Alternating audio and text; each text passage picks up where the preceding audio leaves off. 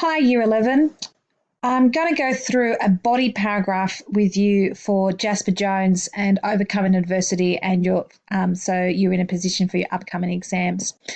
So the first thing is, we did this today with my class. We wrote this one together in class, and I'm sharing it with all of you because one of the things that we were looking at with my class was how do we do an alarm paragraph when a really detailed alarm paragraph that has everything in it that's going to push your marks up ends up being a page or 2 pages long, which is actually not a well-structured paragraph. So how can we do alarm and still have well-structured paragraphs? So what we tried today was breaking the alarm paragraph down into 2 paragraphs, and we looked at how we can do that effectively without losing our argument. So this what I'm going to show you now is an alarm paragraph that has been broken down into 2 separate paragraphs, but it sticks with the 1 point. Now, the first thing that we have here is our topic sentence. Now, you need to remember in your exam when you're asked your question about overcoming adversity, of course, don't know what the question's going to be, but we know that the module is overcoming adversity, so it's going to have something to do with that. It's asking you for a response to the question about what overcoming adversity means.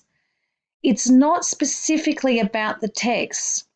Your role when you're answering the question is to respond to the question and answer the question, and then use the text to support your arguments. So you use evidence of this text, evidence from the text and the text themselves to show what you have learnt about overcoming adversity through those texts and how overcoming adversity is represented through those texts. This means that your topic sentence can't be about the text. It has to be about overcoming adversity. So what we have here for the paragraph that we wrote today was racism creates adversity for the individual victim that must be overcome for the individual to transform. This is a response to the question. Now, obviously, we don't actually have a question at this point, but so what we decided to do today was just write about themes and how they link to overcoming adversity. So the theme that we're writing about is racism. We have the words adversity and we have overcome. So we've got the module words in there. And then we have our word about transformation to show the impact of overcoming adversity. So when you're responding to it and looking at your themes, you need to be looking at what is the impact of overcoming this adversity. So then we have, within Jasper Jones, Jasper becomes the victim of all of Corrigan's racism when it's stated that Jasper is a thief, a liar, a thug, a truant. So this part here, this here is your identify in alarm. And then our quote is our describe in alarm. Then from here, we go into our cups of tea. So we have our first cup of tea here. The change of the common noun to proper noun through the capitalisation of thief, liar, thug and truant, combined with the accumulation of these cruel words, reveals the extent of the racism that Jasper faces. So I have my language forms and features, the capitalisation, taking it from a common noun to a proper noun, is my first language form and feature. Then I have the accumulation, so my technique, so the 1, 2, 3, 4, the building up of these items, this listing effect that is put on Jasper. And then I have the effect. Now here, I have this word here, further. This is a cohesive word. What you need to be doing in your writing to make it more cohesive, more clear, and more concise is for as you build up your layers of tea, get in that cohesive word, further, furthermore, whereas, arguably, words like that are going to keep us on track with answering the question and show that we're building up layers of analysis. And then I have my cohesive word further, and then I go into my next cup of tea, the metaphorical rotten model that he's deemed to be, along with the racist description of him being a half-caste, reveals the depth of the racism thrown upon him. You'll notice the other thing that I'm doing is I've got the word racism here. I have racist here. I've got racism again here and further down as well. Here it is again. I've got it and here as well. It constantly is appearing in my paragraph. So I'm chiming my topic so that it comes through. I also have the repetition of the words like adversity here, where I'm also using my module words and keeping them coming through. So it's keeping me on track. So I have my next cup of tea, the emotive language. So I've got cup of tea here. Then I move into another cup of tea and I have my cohesive word here further. And then I go into another one. So I've got my 3 cups of tea. The emotive language that is used throughout the extended description positions the audience. Now, what I'm doing here, as soon as we've got the word audience, we know we're moving into analysis. So this is my analysis section of alarm. The emotive language that is used throughout the extended description positions the audience to consider Jasper's perspective and the impact of the town's racism towards him. And there it is, racism. I'm echoing my topic sentence again. Now, what I do is provide a linking sentence and a small evaluation at this point. Arguably, say here, arguably is a cohesive word. Arguably, the town's racism presents an adversity that victimizes Jasper alone. And here again, echoing those words, racism is there again, adversity is there again. Now, what I've done is I've then gone into a new paragraph, because if I had continued going along with this paragraph and doing the rest of alarm, it's going to be too long. So I've stopped it. I have put in this linking sentence here. So it is a fully structured paragraph, and then I'm moving on. And what I do here, you'll see, is that I echo what is written here. So I start off with another cohesive word. However, so this is saying I am continuing my point into my next paragraph, but I'm going to compare and contrast and show that I can argue both sides at this point. So, however, even though racism is an adversity, Jasper's actions reveal that such adversity can. Sorry, let me start that again. However, even though the racism is an adversity, Jasper's actions reveal that such adversity can be overcome. I think there should be a comma just there. So I'm following what I've got up here. So I'm linking the 2 paragraphs together.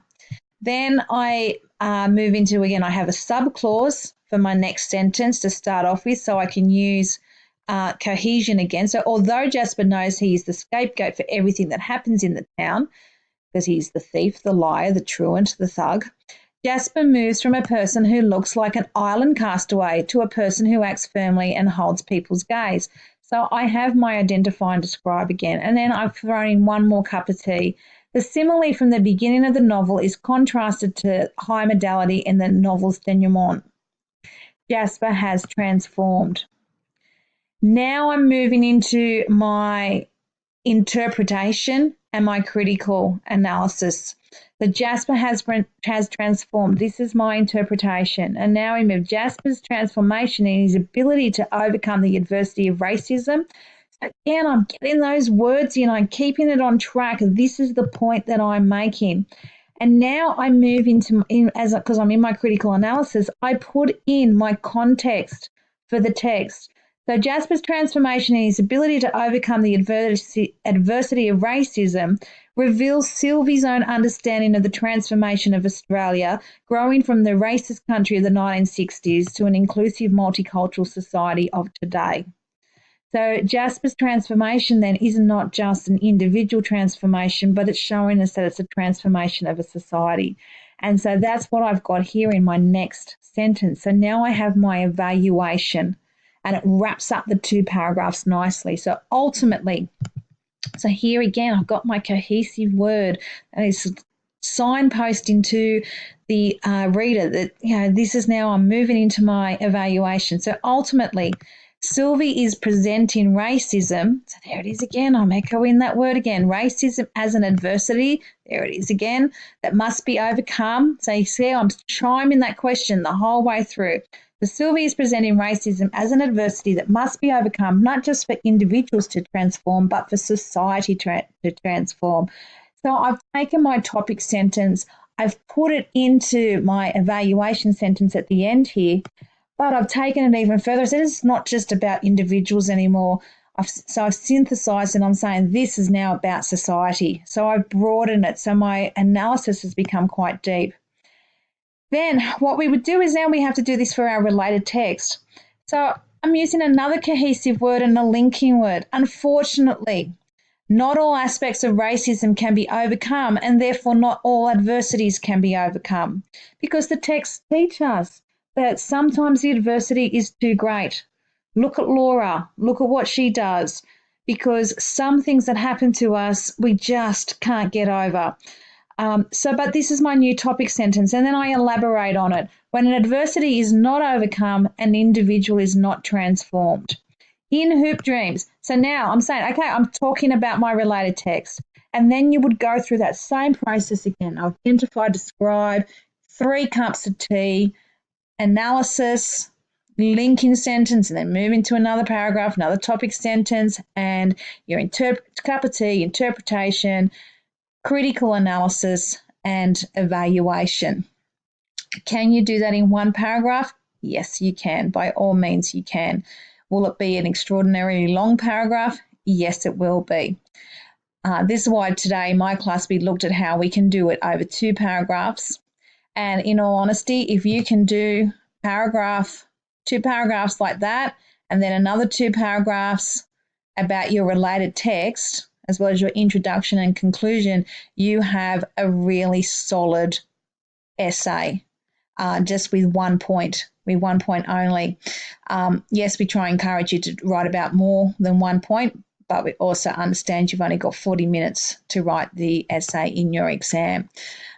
So if you are not going to write in this kind of depth that we've got here going on in this, then yes, you're going to need more than 1 point.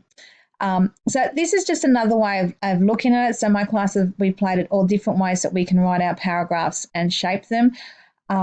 Because some of our students are wanting to challenge, like go beyond the scaffold that is provided. But it shows you it's just another way of making sure you use alarm to get everything in. You need those cups of tea. You need interpretation. You need analysis. You need critical analysis. You need context. And you need evaluation. Anyway, good luck for your exams. And see you all when you start Year 12.